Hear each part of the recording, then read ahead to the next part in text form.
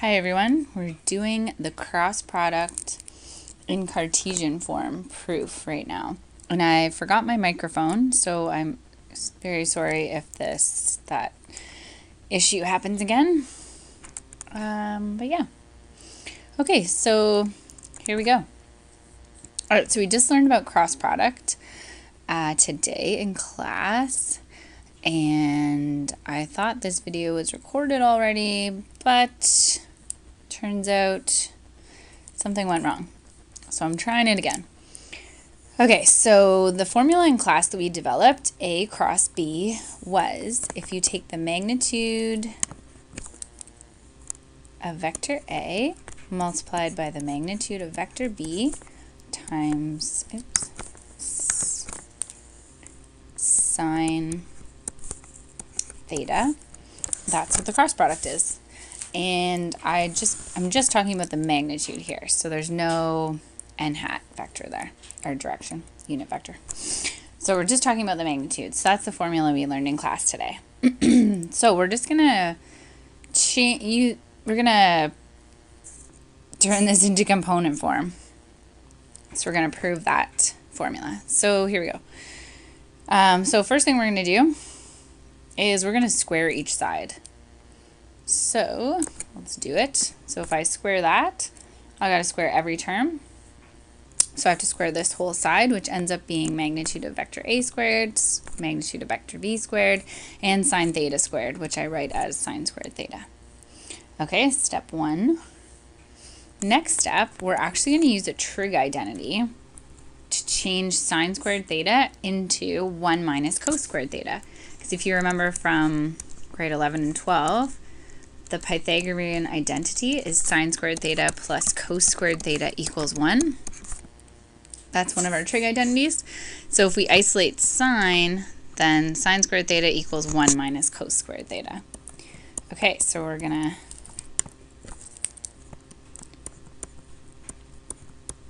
change that to 1 minus cos squared theta. Okay, and now we're going to use the distributive property. So we are going to expand our brackets, which means we have to do this times 1, which will of course just be the same thing. Okay, and then we're going to take this multiplied by negative cos squared theta, which will end up being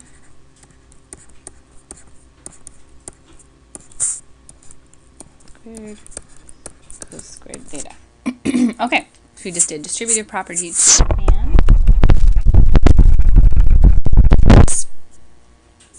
Okay, and then our next step is we're going to change, I don't know if you recognize, but this right here is actually the dot product squared. So the dot product is magnitude of vector A times magnitude of vector B times cos theta. So it turns out we can just change that to the dot product squared. So dot product of vector A and vector B squared. So I just subbed that in for the dot product. Okay. Moving along. Okay, the next thing we're going to do is kind of crazy, but we're going to express vector A and B and that dot product there using coordinates. So the magnitude of vector A is actually, if we're letting, did I already say that? Yeah, if we're letting these stand for vector A and B, then the magnitude would just be all of those values squared. Okay, so the magnitude of vector A ends up being ax squared plus ay squared plus az squared. So that's the magnitude of vector A multiplied by the magnitude of vector B. So that's going to be bx squared plus by squared plus bz squared. So that's that. And then finally the dot product. So we'll just do that. So we'll have a minus. Then the dot product of vector A and vector B is just when we do the ax times bx plus ay times by plus az times bz. And that whole bracket's going to be squared because our dot product is squared. Okay, so we just wrote those vectors in terms of their coordinates. Okay, and now we're going to expand it, which is going to be kind of crazy. Whew, this is the craziest step of all time. Okay, so these two brackets here, we're expanding them, which means we start with ax, and we're going to multiply ax by each thing in the second bracket. Then we move on to ay, multiply that by the second thing. Then we move on to az, multiply that by everything. So then we're going to come away with 9 terms from that altogether. Okay, so I might have to do this on 2 lines because that's going to be a lot.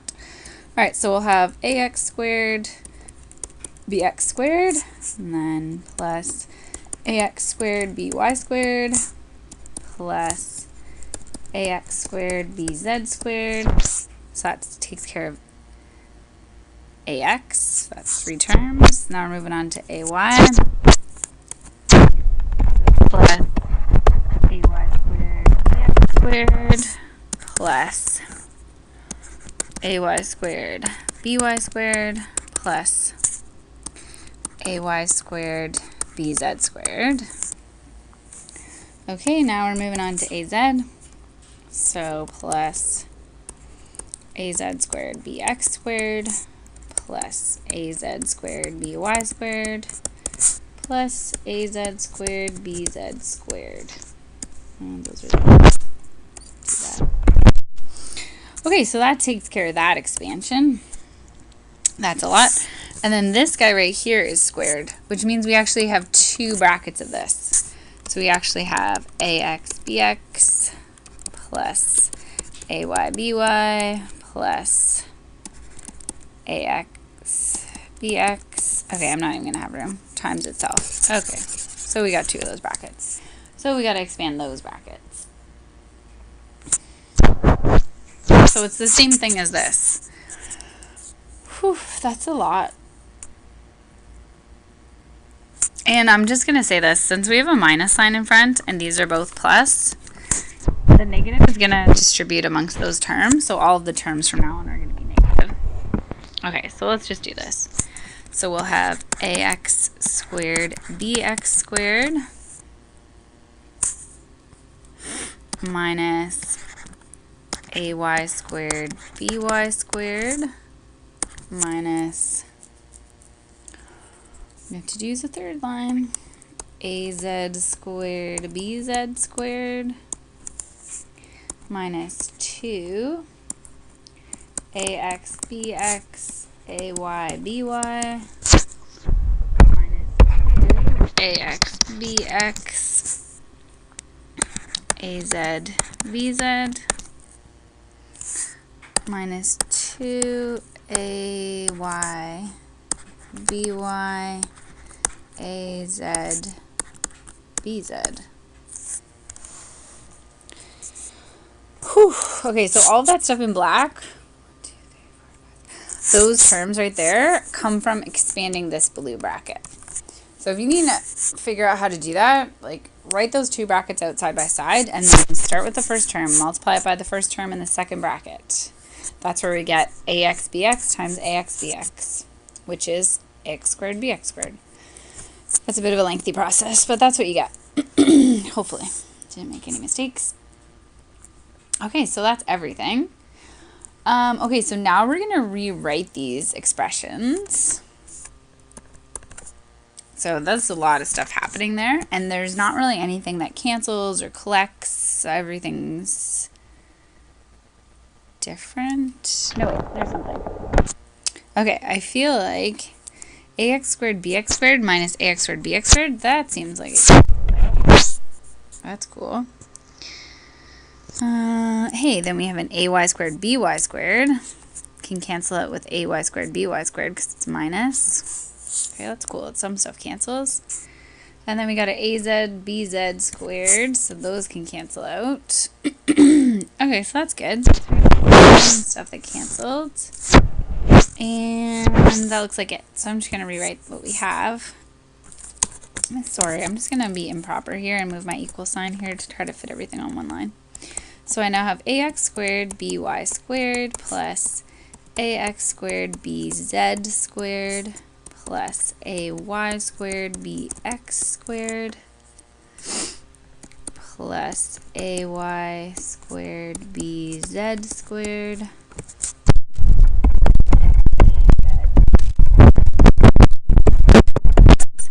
az squared by squared, and this whole 2 row minus 2ax bx ay by minus 2ax bx az bz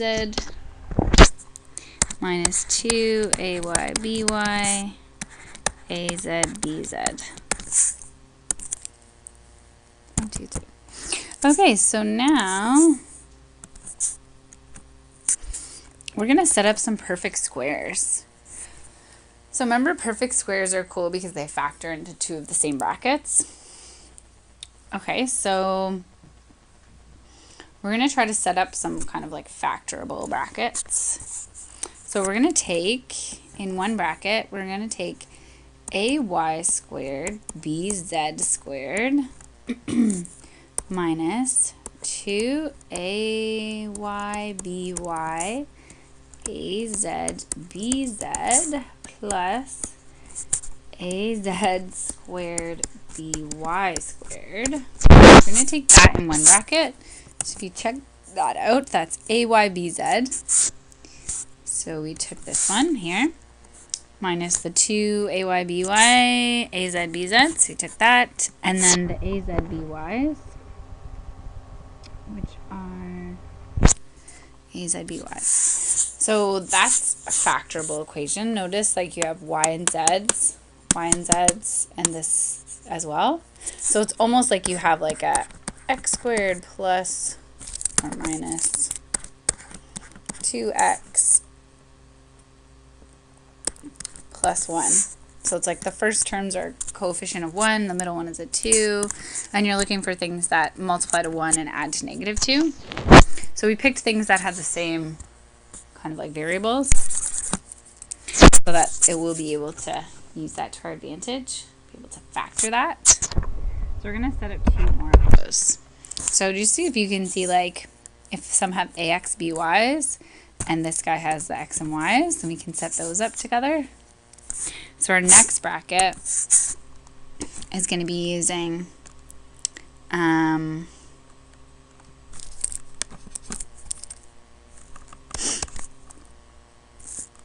you can pick any of them, the ax, by's or the az, bx's.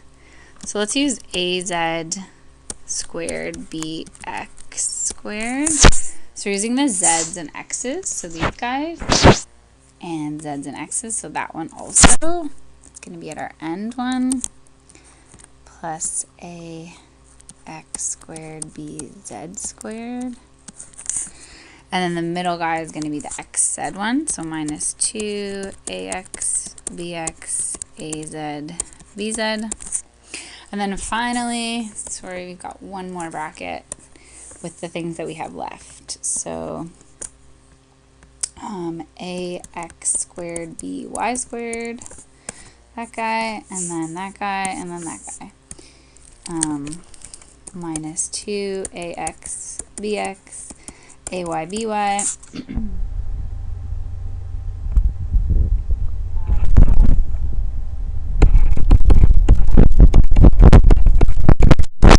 Okay, so now we've used all those terms. We've grouped them into brackets that are now going to be factorable. So this is going to be kind of crazy. But to factor this, this is a perfect square trinomial, so it actually factors into ay bz minus az by squared. So if you think about that riddle I said to you, like, square the first, square the last, twice the product, and have a blast, it kind of can help you figure out how those change into each other. So if you square the first, you'd get ay squared bz squared. Square the last, az squared by squared, twice the product. So the product of these two would be like az by ay bz negative, and then you times that by 2, so that's where you get the 2 from. So that's the relationship between those two things. So if you can apply that to this one, we're going to try to factor that bracket. So we're going to have a negative sign in the middle. If you follow the same pattern, az bx is going to be the first term, and ax bz is going to be the last one. So if you square the first and square the last, that's what you get for here and here. And then twice the product, all of these together, these 4 variables, are all those variables in there, and then you times them by 2.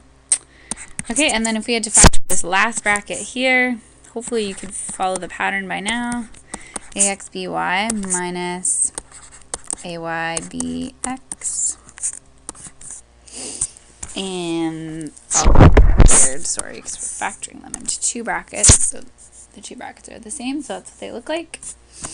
Okay, so we've really reduced it to that. And since all of the brackets are squared, so they're, or because we've been finding the magnitude of the cross product, like that's what the left side of the equal sign is, the magnitude. So we've been, like, this is our magnitude. So if we want to figure out what, like, our cross product is, we like work backwards from finding the magnitude. So it's almost saying like x squared plus y squared plus z squared gets you the magnitude.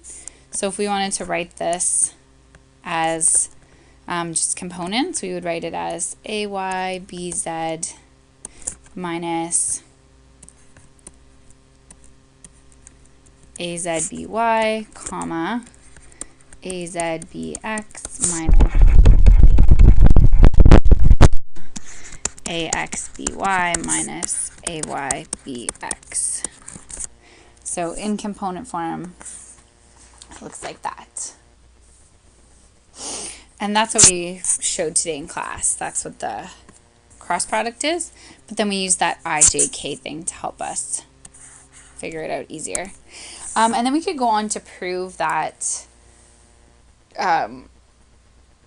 this vector, the cross product, would be orthogonal to vectors A and B by doing the dot product. So if we would take the dot product of the cross product and times like vector A, so if we took, say, this value, like this whole bracket, so if we did like this dot vector A, we would hope to get an answer of 0, right? And the same thing if we did the cross product, a dot product vector B, we would hope we would solve them to get 0. So you could test that out too. But I'm not going to because my video is already 18 minutes. This is the longest proof ever.